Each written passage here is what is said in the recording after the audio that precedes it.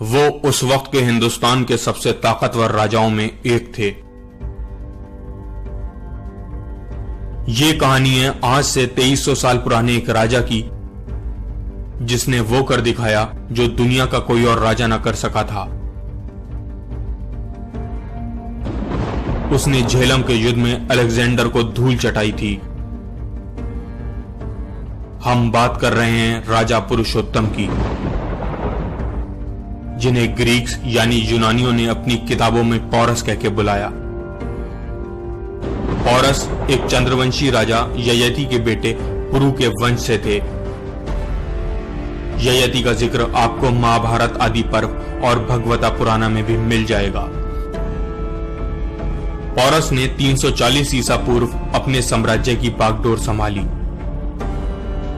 झेलम नदी से लेके चेनाब नदी तक पूरा इलाका उनकी हुकूमत के अधीन था। पौरस को हुकूमत करते हुए 13 साल हो चुके हैं और सब कुछ ठीक है, लेकिन जल्द ही उनके पास एक बुरी खबर आने वाली थी। अलेक्जेंडर, जिसने आज तक एक भी जंग में हार का मुंह नहीं देखा था, वो हिंदुस्तान को जीतने का ख्वाब लिए सिंधु नदी पार करके तक्षशिला पहुंच गया था। तक्षशिला का राजा अंभी अलेक्जेंडर से बिना लड़े हुए ही समर्पण कर देता है। अब अलेक्जेंडर का अगला निशाना है हिंदुस्तान। अलेक्जेंडर अपनी 32,000 से ज्यादा की सेना के साथ झेलम नदी की तरफ बढ़ता है, लेकिन नदी की दूसरी तरफ भी एक जाबाज बहादुर पौरस हैं, जो तकरीबन 7 फुट लंबे हैं। अलेक्जेंडर पौरस से मिलना चाहता है। उसकी मांग है कि पौरस भी राजा अंभी की तरह बिना लड़े हुए ही हार मान ले,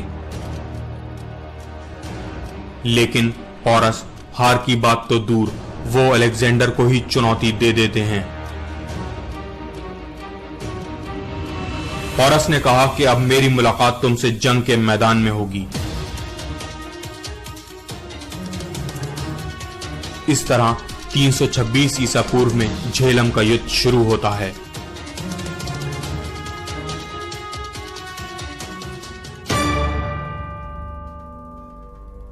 पौरस के पास 30,000 से ज्यादा की पैदल सेना, लगभग 4,000 घुड़सवार सेना, 300 रथ और एक ऐसी चीज है जिससे अलेक्जेंडर बेखबर था। ये हैं पौरस के हाथी, जो अपने सामने आने वाली हर चीज को पैरों तले कुचल देते थे।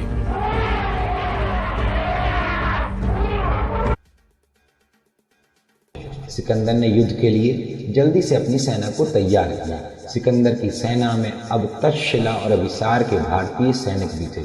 सिकंदर और पोरस के बीच हुए युद्ध को ग्रीक बैटल ऑफ हेडेस्पेस कहते हैं। हेडेस्पेस झेलम नदी का ग्रीक नाम है। यह युद्ध मई 326 ईसा पूर्व में लड़ा गया था। ग्रीकों को यवन या यूनानी भी कहा जाता है।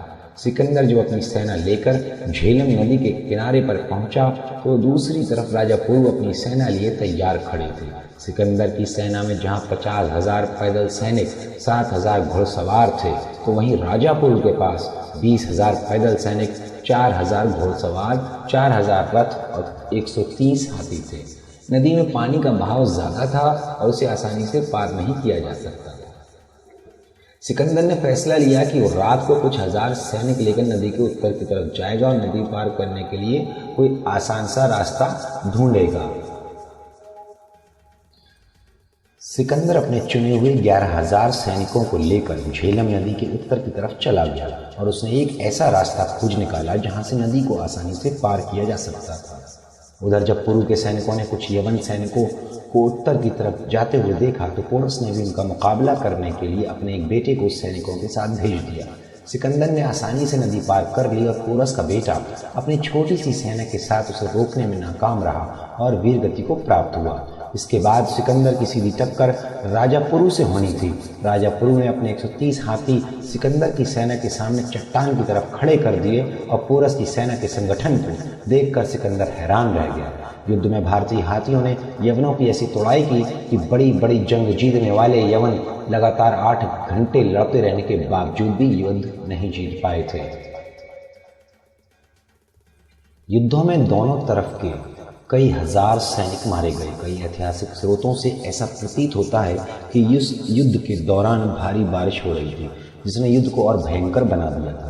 सिकंदर ने जब अपनी सेना का बुरा हाल देखा तो उसने राजा पोरस के पास संधि का प्रस्ताव भेजा, जिसे पोरस ने तुरंत मान लिया। पोरस का संधि को मानना मजबूरी थी, क्योंकि उसे पता था कि यदि युद्ध ज़्यादा समय तक चला तो उसकी हार तय है, क्योंकि सिकंदर की सहायता करने के लिए एक बड़ी सेना आने वाली थी। संधि के अनुसार राजा पोरस सिकंदर के प्रति वफादार रहेगा और आगे के अभियानों में उसकी पूरी सहायता करेगा। बदले में पोरस को वो भी साम्राज्य मिलेंगे जो सिकंदर व्यास तक नहीं जीतेगा। आमतौर पर हमें किताबों में पढ़ाया जाता है कि सिकंदर और पोरस के बीच हुए युद्ध में पोरस हार गया था और उसकी बहादुरी से खुश होकर सिकंदर ने उसका राज्य वापस कर दिया था, पर यह सब एक फिल्मी कहानी प्रतीत होती है। इतिहास को निष्पक्ष रखने वाले ग्रीक विद्वान प्लूटार्क का कहना है कि इस युद्ध में यूनानी 8 घंटे तक लड़ते रहे, पर किस्मत ने इस बार उनका साथ नहीं दिया। इस वाक्य से साफ पता चलता है कि सिकंदर वो युद्ध नहीं जीत पाया था।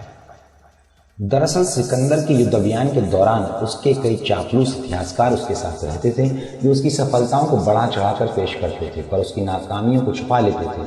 पोरस से युद्ध के पश्चात उन्होंने फौरन ऐसा किया और युद्ध की वास्तविकता पर लीपापोती करते हुए सिकंदर द्वारा पोरस की बहादुरी देखकर उसे माफ करने की कहानी गढ़ दी। सिकंदर भले ही एक कुशल सेनापति था, पर साथ ही वो अत्यंत अत्याचारी और शराबी व्यक्ति भी था। उसके कारनामों के बारे में सारे लोग जानते हैं। इतिहासकारों ने उसके सारे काले कारनामे लिखे हुए हैं। कई भारतीय इतिहासकार ये दावा करते हैं कि सिकंदर और पोरस के बीच हुए युद्ध में सिकंदर की बुरी हार हुई थी, जिसकी वजह से उसे भारत से वापस जाना पड़ा। ये सब बातें बिल्कुल बेबुनियाद हैं। अगर सिकंदर पोरस से हारा होता तो वो कभी भी व्यास नदी तक नहीं पहुंचता, जो कि पोरस के राज्य से कहीं आगे है। वास्तविकता तो ये है कि दोनों में संधि ही हुई थी, जिसके अनुसार पोरस को सिकंदर की सैनिक सहायता करनी थी और बदले में सिकंदर को व्यास नदी तक जीते हुए राज्य पोरस को देने थे, इन पर पोरस सिकंदर के साथी के तौर पर शासन करेगा। राजा पोरस बहादुर थे या स्वार्थी? हमारे इतिहासकार पोरस को एक बहादुर राजा तो बताते हैं, पर ये नहीं बताते कि बहादुर होने के साथ साथ वो स्वार्थी भी था। जब सिकंदर को रावी और व्यास नदी के बीच पड़ने वाले हिंदू गणराज्यों से कड़ी टक्कर मिली तो पोरस ने उनके विरुद्ध सिकंदर की सहायता की। जब कथ गणराज्य के लोगों से सिकंदर का मुकाबला हुआ तो वो इतनी बहादुरी से लड़े कि पोरस को 20,000 सैनिक लेकर सिकंदर की सहायता करने आना पड़ा। पर कठों के साहस से यूनानी सेना के पसीने छूट गए। जब सिकंदर की सेना ने कठों का किला जीता, अधिकतर कठ फरार हो चुके थे ताकि सिकंदर पर छापामार हमला कर सकें। कठों के विरुद्ध पोरस द्वारा सिकंदर की सहायता करना ये दर्शाता है कि वो देशभक्त नहीं बल्कि स्वार्थी राजा था। पोरस और प्रवर्तक। संस्कृत ग्रंथ मुद्रा राक्षस से में पता चलता है कि धनानंद के विरुद्ध युद्ध में पश्चिमी भारत के एक प्रमुख राजा प्रवर्तक ने चंद्रगुप्त का साथ दिया था। इतिहासकार मानते हैं कि प्रवर्तक राजा कोई और नहीं बल्कि पोरस ही था। इतिहास में पता चलता है कि पोरस की हत्या की गई थी, जबकि मुद्रा राक्षस में वर्णित राजा प्रवर्तक की भी हत्या हुई थी। इसके सिवाय पोरस की धनानंद से दुश्मनी भी थी, शायद इसीलिए उसने धनानंद के विरुद्ध युद्ध में चंद्रगुप्त का साथ दिया था। पोरस की मृत्यु के मामले में अलग अलग किंवदंतियां, अलग अलग कहानियां हैं, लेकिन मुद्रा राक्षस से पता चलता है कि राजा प्रवर्तक की मृत्यु विषकन्या द्वारा हुई थी, पर यह बात झूठ प्रतीत होती है। विकिपीडिया के अनुसार सिकंदर के एक सेनापति युदोमोस ने राजा पोरस को 321 से 315 ईसा पूर्व के बीच कत्ल किया था, पर इस बात का भी कोई पुख्ता सबूत नहीं है। हालांकि ये मत ये भी है कि आचार्य चाणक्य ने ही पोरस की हत्या करवाई होगी, क्योंकि उन्हें लगा होगा कि वे आगे चलकर चंद्रगुप्त के विजय अभियान में कोई रुकावट बन सकता है। तो दोस्तों, आज के लिए इतना काफ़ी। आपको फिर याद दिलाना चाहूँगा कि अगर आपने हमारा चैनल सब्सक्राइब नहीं किया तो जल्द से जल्द इसे सब्सक्राइब कर लें। धन्यवाद।